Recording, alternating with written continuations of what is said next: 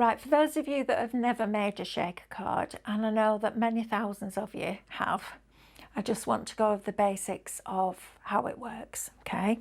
So I'm going to bring this card in to show you where I took this, and we're going to make this bit here, okay?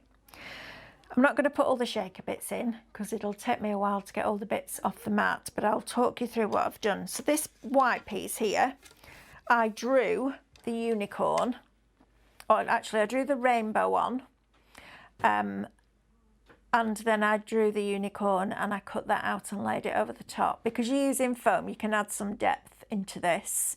So white piece of card, went over it with some clouds. I'll show you how to do that. I'll show you how I made the stencil in the shows. And then the rainbow I drew out, coloured it in, cut it out, drew the unicorn, coloured it in, cut it out. All right, so that's your white base, your two pieces of coloured artwork, and then we're at this stage that we're going to go to now.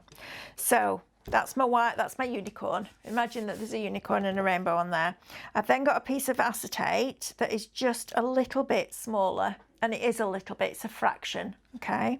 It could be the same size if you wanted it to be, just to make it easy. So on here, I'm going to put some foam tape. Now I'm hoping that I've got enough of one thickness, but I might not have, so we'll just have to go with it and see what we get.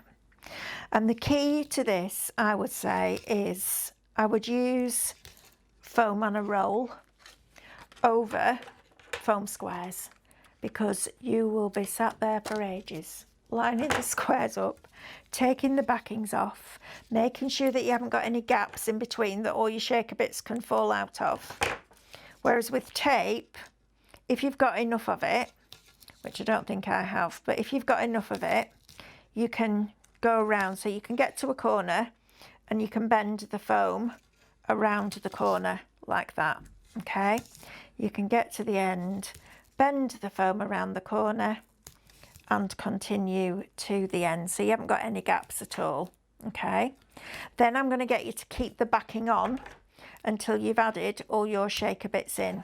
So I would take some talcum powder, or if you've got the powder tool from, I think it's We Are Memory Keepers now, because they bought EK Success, you're going to put a little bit of talcum powder onto your acetate, okay, because that makes it easier when, especially if you're using something like sequins. If you sprinkled all your sequins in here now and you didn't put talcum powder on your acetate, as you go down, because the sequins are plastic and the acetate's plastic, they create static and they want to jump everywhere, and it's a nightmare because you've got all these bits going all over the place. Whereas if you talcum powder it, you've got more of a chance.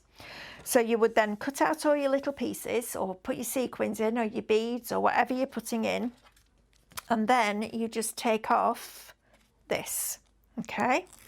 So you're going to take this off, and if you've got a long enough roll, you can do it all in one piece, which is great, and it means you're only dealing with one area where there could be a gap. And then you position this over the top of there. I'll tell you what, you could use an anti-static bag, because it's just like embossing powder. It's plastic, so you could use an anti-static bag if you've got one of those, okay? And then once you've got all your image and all your shaker bits in there, just to clean it all up, you literally just put the frame over the top, and then you pick that up and you shake it and it shakes. It's that simple. But I didn't want to miss one out just for the sake of a few minutes. So that's how you would make a shaker card. This piece that came out of here could go on the inside of your card as your sentiment plaque, and that's as simple as it is. And then I just used the sentiment that says "Have a fun day," and that then just shakes. And then I just got some little beads that I found lying around in Stephanie's dressing room, which she's probably forgotten she had anyway, and just added them in here. Now for the clouds in the background, so there are clouds on the Scan and Cut. So I brought on the clouds, I put two large ones on either end, and then the two smaller ones in the middle. I welded them together, and then I cut it out of a piece of card. So I cut the cloud I welded a, hang on, let me draw it out for you because it's easier for me to draw it for you than explain it. So I've got a large cloud here, and I've got a large cloud here, and I've got two small clouds in the middle. This is why I don't design my own artwork, because I can't draw. And I weld, overlap all these and weld them together. Then I welded a rectangle onto the whole thing, and I cut it out, and then I place this onto my card, ink, move it down, ink, move it down, ink, and that's how you get those clouds in the background. So that is a simple shaker card. And then rather than doing the whole, you could do the whole thing as a shaker card if you want, but I just popped it onto a bigger card because I thought that worked really nicely on there. Right, great. I'll move on to the next one now.